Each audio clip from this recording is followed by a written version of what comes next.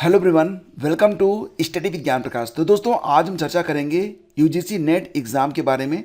जानेंगे कि जेआरएफ क्या होता है, जो नए चेंजेज हुए हैं वो क्या हैं, eligibility criteria, age relaxation, exam pattern, syllabus, qualifying marks और साथ ही साथ पीएचडी में अगर आप जेआरएफ के थ्रू सेलेक्ट होते हैं तो आपको स्टाइपेंड कितना मिलता है, कितने रुपए मिलता है। साथ ही साथ अगर आप सिर्फ पीएचडी के लिए किसी भी इंस्टीट्यूट में सेलेक्ट होते हैं तो आपको क्या बेनिफिट मिलता है।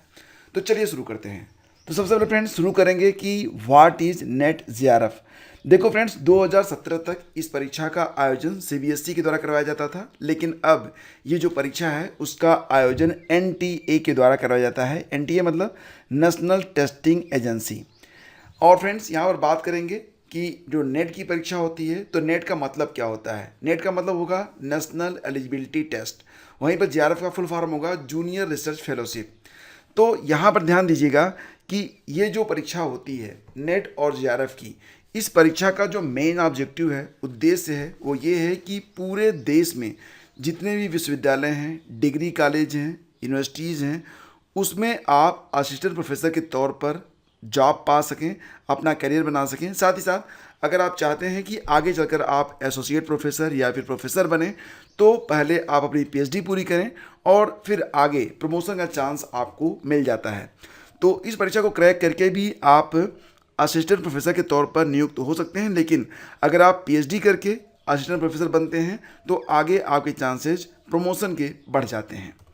देखो फ्रेंड्स, यहाँ पर कुछ नए चेंजेस किए गए हैं। जून 2024 में एनटीए यूजीसी नेट की जो परीक्षा होगी उसको 3 कैटेगरी में बांटा गया है। पहली कैटेगरी होगी JRF plus assistant professor plus PhD, यानी कि अगर आपका स्कोर सबसे ऊपर रहता है तब आप जेआरएफ यानी कि junior research fellowship plus assistant professor और पीएचडी तीनों के लिए आप योग्य माने जाएंगे। यहाँ पर मतलब ये है कि देखो, पीएचडी के लिए तो तीनों ही कैटेगरीज में आप योग्य बन जाएंगे, लेकिन अगर आप जेआरएफ के थ्रू सेलेक्ट होते हैं पीएचडी करने के लिए तब आपको यहाँ पर यूजीसी के द्वारा जब तक आपकी पीएचडी चलेगी तब तक हर महीने आपको स्टाइपेंड मिलता है, जो कि लगभग 30,000 से शुरू होकर 36,000 तक जाता है। फ्रेंड्स, इसी के साथ बात करेंगे कि अगर आपका स्कोर थोड़ा सा कम है, दूसरी कैटेगरी में आप आते हैं, तब आप असिस्टेंट प्रोफेसर प्लस पीएचडी के लिए चुने जाते हैं। ऐसी कंडीशन में आप जो भी विश्वविद्यालय हैं, जो भी डिग्री कॉलेज हैं, उसमें आप असिस्टेंट प्रोफेसर बनते हैं। लेकिन अगर आप चाहें तो किसी भी संस्था में एनरोल होकर अपनी पीएचडी भी आप कंप्लीट कर सकते हैं। ध्यान दीजिएगा कि जिस दिन आपका रिजल्ट आएगा उस दिन से लेकर 1 साल के अंदर तक आपको पीएचडी में एनरोल होना मस्ट है, अदरवाइज फिर ये जो आपका सर्टिफिकेट है वो काम नहीं करेगा। और फ्रेंड्स, यहाँ पर एक नई कैटेगरी जून 2024 से जोड़ी गई है और वो है पीएचडी एडमिशन ओनली, यानी कि अगर आप बहुत कम अंकों के साथ इस परीक्षा को क्वालिफाई कर लेते हैं तो भी आप पीएचडी में विभिन्न जो विश्वविद्यालय हैं, कॉलेज हैं, उसमें आप एनरोल हो सकते हैं। तो कुल मिला के इस बार जो कैटेगरी है वो 3 कर दी गई है। पहले ये परीक्षा केवल जेआरएफ और असिस्टेंट प्रोफेसर के लिए करवाई जाती थी। देखो फ्रेंड्स, बात करेंगे एलिजिबिलिटी के बारे में। तो अगर आप एक जनरल मेल कैंडिडेट हैं, ध्यान दीजिएगा मैं बात कर रहा हूँ कि अगर आप जनरल मेल कैंडिडेट हैं तो ऐसी कंडीशन में आपके पास पोस्ट ग्रेजुएट में 55% मार्क होने चाहिए, मतलब इससे कम बिल्कुल नहीं। अगर आपका जो अंक है वो 54.99 है तब भी आप एलिजिबल नहीं होंगे। मिनिमम 55% मार्क होना चाहिए। किसके लिए? जनरल या अनरिजर्व्ड मेल कैंडिडेट के लिए। वहीं फ्रेंड्स, अगर हम बात करें तो कुछ कंडीशंस के साथ जो भी रिजर्व कैटेगरी के अभ्यर्थी हैं, जैसे कि OBC, NCL, non creamy layer, SC, ST, साथ ही साथ जो दिव्यांग हैं, पीडब्ल्यूडी, और इसी के साथ जो थर्ड जेंडर होते हैं यानी कि ट्रांसजेंडर, और सबसे बड़ी बात फीमेल कैटेगरी की जितनी भी महिलाएं हैं, चाहे वो जनरल में आ रही हों चाहे वो रिजर्व कैटेगरी में आ रही हों, सभी को यहाँ पर 5% की छूट दी जाती है। ध्यान दीजिएगा। तो अगर ऐसी कंडीशन में पीजी में आपके पास 50% अंक है तब भी आप एलिजिबल हैं। और साथ ही साथ फ्रेंड्स, यहाँ पर एक नई एलिजिबिलिटी और जोड़ी गई है। तो अगर आपने 4 साल का स्नातक किया हुआ है तो ऐसी कंडीशन में आप इस परीक्षा में शामिल हो सकते हैं, लेकिन तब आप असिस्टेंट प्रोफेसर नहीं बन पाएंगे। ठीक है, तो मतलब विदाउट पीजी अगर आप शामिल हो रहे हैं तो आप असिस्टेंट प्रोफेसर नहीं बनेंगे। हाँ, आप जीआरएफ के लिए क्वालिफाई कर सकते हैं इस परीक्षा को, साथ ही साथ पीएचडी एडमिशन के लिए इस परीक्षा को क्वालिफाई कर सकते हैं अगर आप केवल स्नातक के आधार पर 4 साल का जो होगा उसके आधार पर अगर आप इस परीक्षा में शामिल होते हैं। अब 4 साल का जो स्नातक होगा फ्रेंड्स, उसमें भी कंडीशंस है कि आपके जो मार्क हैं वो 75% मिनिमम होने चाहिए। विशेष परिस्थितियों में कुछ रिजर्व कैटेगरी के लिए ये जो रिलैक्सेशन है वो 5% का दिया जाता है। ऐसी कंडीशन में 70% मार्क के साथ अगर आप 4 वर्षीय स्नातक में पास कर चुके हैं या शामिल हो रहे हैं तो ऐसी कंडीशन में भी आप इस परीक्षा में शामिल हो सकते हैं। लेकिन तब जब आप सिर्फ स्नातक के आधार पर नेट क्वालिफाई करते हैं तो आप जीआरएफ और पीएचडी के लिए ही एनरोल होते हैं, असिस्टेंट प्रोफेसर के लिए आप एनरोल नहीं माने जाएंगे। फ्रेंड्स, बात करेंगे यहाँ पर एज लिमिट के बारे में। तो जीआरएफ के लिए यहाँ पर जो जनरल कैंडिडेट हैं मेल्स, उनके लिए जो एज लिमिट है फ्रेंड्स वो है 30 ईयर, 30 साल की उम्र। लेकिन फ्रेंड्स यहाँ पर OBC, NCL, SC, ST, PWD और थर्ड जेंडर के साथ साथ जो वुमेन्स कैंडिडेट हैं उनके लिए उम्र सीमा में 5 साल की छूट है।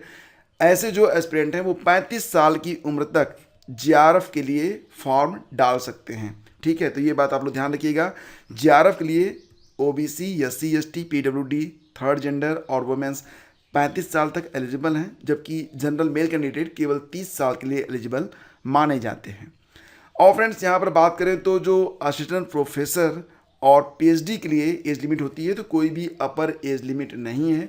आपकी उम्र कुछ भी हो, रिटायरमेंट की एज तक आप इस परीक्षा को दे सकते हैं और कोई भी अपर एज लिमिट इसके लिए तय नहीं की गई है। फ्रेंड्स, बात करेंगे एग्ज़ाम पैटर्न के बारे में। तो सबसे पहले आपको ये बता दें कि ये परीक्षा साल में 2 बार आयोजित की जाती है। पहली बार ये जो परीक्षा होती है फ्रेंड्स वो जून में होती है और दूसरी बार जो परीक्षा होती है फ्रेंड्स वो दिसंबर में होती है। यानी कि साल में 2 बार इस परीक्षा का आयोजन किया जाता है।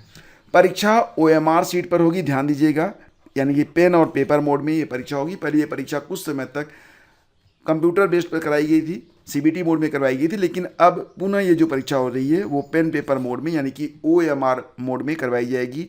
आगामी जो आपकी परीक्षा है वो 16 जून को प्रस्तावित है। तो दोस्तों ध्यान दीजिएगा कि इसमें कुल मिला के 2 पेपर आपके होंगे, पेपर 1 और पेपर 2। पहला पेपर जिसमें 50 प्रश्न होंगे, कुल अंक 100।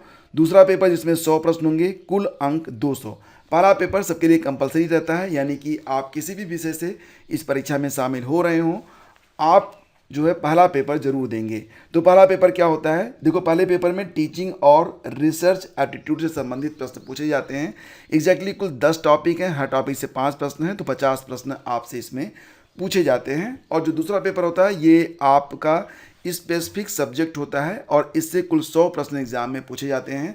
सभी प्रश्न जो होंगे वो एमसीक्यूज रहेंगे और साथ ही साथ 3 घंटे का समय आपको मिलता है। तो यहाँ पर लगातार 3 घंटे की यह परीक्षा होती है, तो इतना आप ध्यान दीजिएगा। और हाँ, सबसे इम्पोर्टेंट ये है कि कोई भी नेगेटिव मार्किंग यहाँ पर नहीं की जाती है। तो इतनी बातें बिल्कुल क्लियर कट आपके समझ में आ गई होंगी। आपका जो क्वेश्चन पेपर होगा वो हिंदी और अंग्रेजी में उपलब्ध होगा। बाकी अगर कोई डाउट है तो नीचे कमेंट बॉक्स खुला हुआ है, आप कमेंट करके सारी बात जान सकते हैं। फ्रेंड्स, बात करेंगे पेपर 1 और पेपर 2 के सिलेबस के बारे में। तो आप समझ लीजिए कि जो पेपर 1 का सिलेबस है ये सबके लिए कॉमन होता है। तो इसमें teaching aptitude, research aptitude, data interpretation, mathematical reasoning and aptitude, logical reasoning, ICT, EVS, कुछ करंट अफेयर्स और कई सारे टॉपिक्स हैं, उनको मिला के कुल मिला के 10 टॉपिक यहाँ पर बनते हैं। इसकी क्लासेस इसी चैनल पर शुरू की जाएगी और मात्र 10 से 12 लेक्चर में पूरा का पूरा सिलेबस समाप्त कर दिया जाएगा। अगर आप चाहते हैं बिल्कुल फ्री में इस पूरे कोर्स को पढ़ना तो चैनल को सब्सक्राइब कीजिएगा, वीडियो को लाइक जरूर कीजिएगा। और फ्रेंड्स, रही बात आपके सब्जेक्ट की यानी कि पेपर 2 के बारे में, तो पूरा सिलेबस डाउनलोड करने का लिंक वीडियो के डिस्क्रिप्शन में है। आप उस पर क्लिक करके अपना पूरा सिलेबस बिल्कुल मुफ्त में डाउनलोड कर सकते हैं। तो फ्रेंड्स, ये पूरी जानकारी हो गई। अब बात करेंगे कि अगर आप जेआरएफ के लिए या फिर पीएचडी के लिए चुने जाते हैं तो आपको कितने पैसे मिलते हैं। देखो फ्रेंड्स, कुल मिला के जिस दिन आपका रिजल्ट डिक्लेयर होगा उस दिन से लेकर 1 साल के अंदर अंदर आपको पीएचडी में एनरोल होना पड़ेगा। और अगर आप जेआरएफ लेकर इस परीक्षा को उत्तीर्ण करते हैं तो यूजीसी की ओर से शुरुआती 2 साल में आपको लगभग 30,000 रुपये पर मंथ स्टाइपेंड मिलता है। 2 साल के बाद ये जो आपका जीआरएफ होता है वो सीनियर रिसर्च फेलोशिप में बदल जाता है और तब आपकी जो स्टाइपेंड होती है वो लगभग 36,000 रुपये तक जा सकती है। लेकिन अगर आप केवल पीएचडी के लिए इस परीक्षा को क्वालिफाई करते हैं और पीएचडी में 1 साल के अंदर एनरोल हो जाते हैं तो जिस संस्थान से आप एनरोल होंगे वहाँ के जो नियम होंगे उसके मुताबिक आपको जो है पैसे मिलेंगे या नहीं मिलेंगे ये संस्थान के ऊपर है।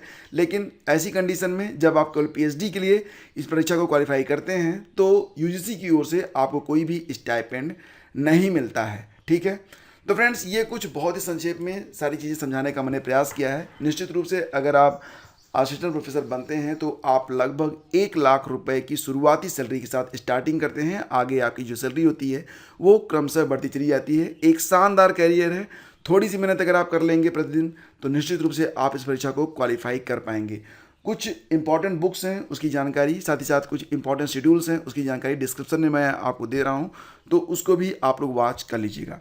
अगर आपके मन में कोई भी डाउट है तो कमेंट कीजिएगा। धन्यवाद।